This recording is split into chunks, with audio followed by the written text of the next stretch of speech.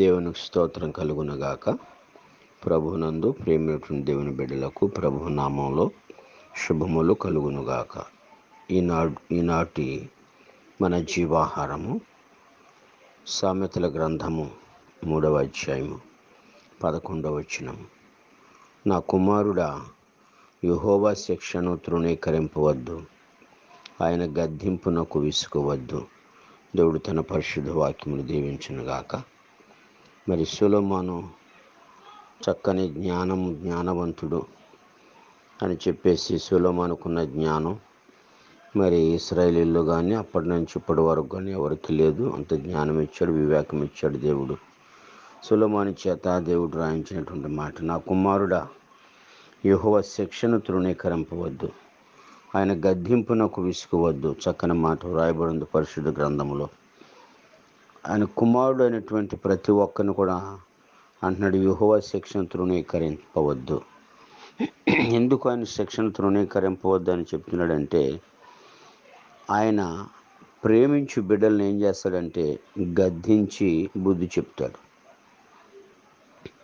అలా బుద్ధి చెప్పకపోతే మరి ఆయన బిడ్డలం మనం కాలేము.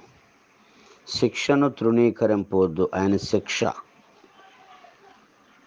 శిక్ష ఎప్పుడైతే మనకు వేశాడో, మనల్ని శిక్షిస్తున్నాడో, శోధన చేత, సమస్య చేత, మరి కొన్ని రకాలైనటువంటి ఇబ్బందుల చేత శిక్షిస్తూ ఉంటాడు.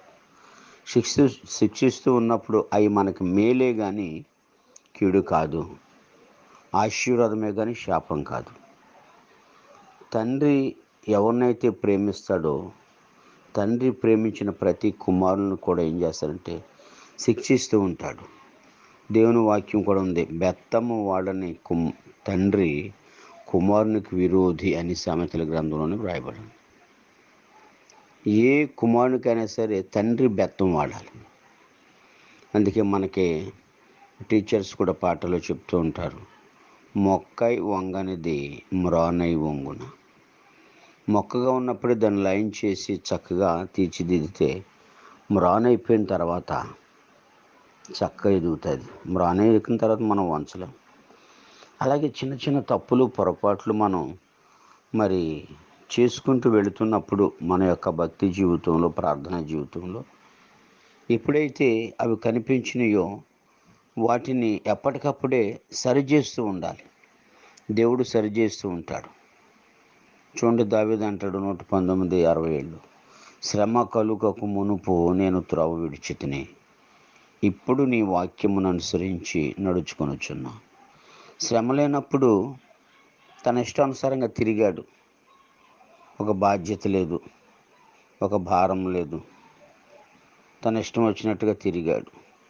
కానీ శ్రమ లేనప్పుడు తిరిగాడు. శ్రమ కలిగిన తర్వాత ఏం చేశాడంటే, ఇప్పుడు అంటే శ్రమ కలిగినప్పుడు నీ వాక్యమును అనుసరించి నడుచుకొనుచున్నాను. అంటే ఇప్పుడు మనకి ఆయన శిక్ష, ఆయన గద్దింపు మన మీదకి రావాలి అంటే మనం ఏదో చిన్నదో పెద్దదో పొరపాటు చేస్తూ ఉంటాం. దాన్ని శిక్షిస్తాడు, ఆయన గద్దిస్తాడు. ఎందుకంటే ఆయన ప్రేమిస్తున్నాడు. ప్రేమించినటువంటి ప్రతి కుమారుని తండ్రి గద్దిస్తూ ఉంటాడు, శిక్షిస్తూ ఉంటాడు.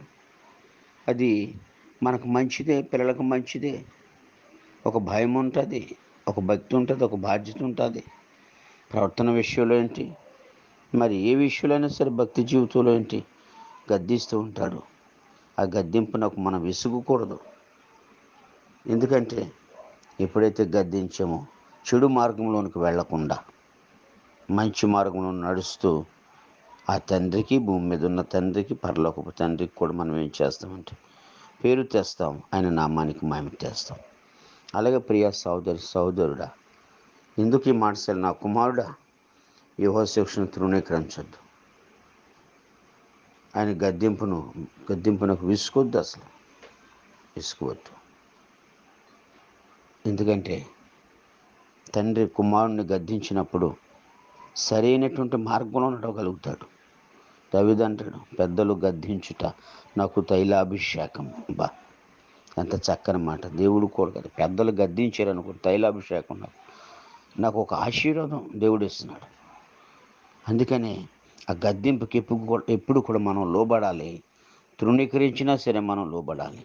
విసుక్కుండా చక్కగా ఓర్పుగా ఉన్నప్పుడు అదే మన పక్షంగా గొప్ప కార్యాన్ని చేస్తుంది. కాబట్టి నా ప్రియ సహోదరుడా, మరి ఈ మాటలు విన్నా నీవు దేవుని గద్దింపుకి, దేవుని శిక్షను తృణీకరించకుండా, గద్దింపుకు విసుగకుండా నీ చిత్తమే జరిగిస్తాను ప్రభువా, అలాగే తండ్రి అని ఆయనకు లోబడి ఆయన బిడ్డగా మనం జీవించినప్పుడు తగిన కాలం ముందు తగిన ఆశీర్వాదాలతో దేవుడు మరి నిన్ను నింపుతాడు. అటు కృప దేవుడు నీకు దయచేయాలి. దేవుడి కొద్ది మాటలు దీవించునుగాక. ఆమేన్.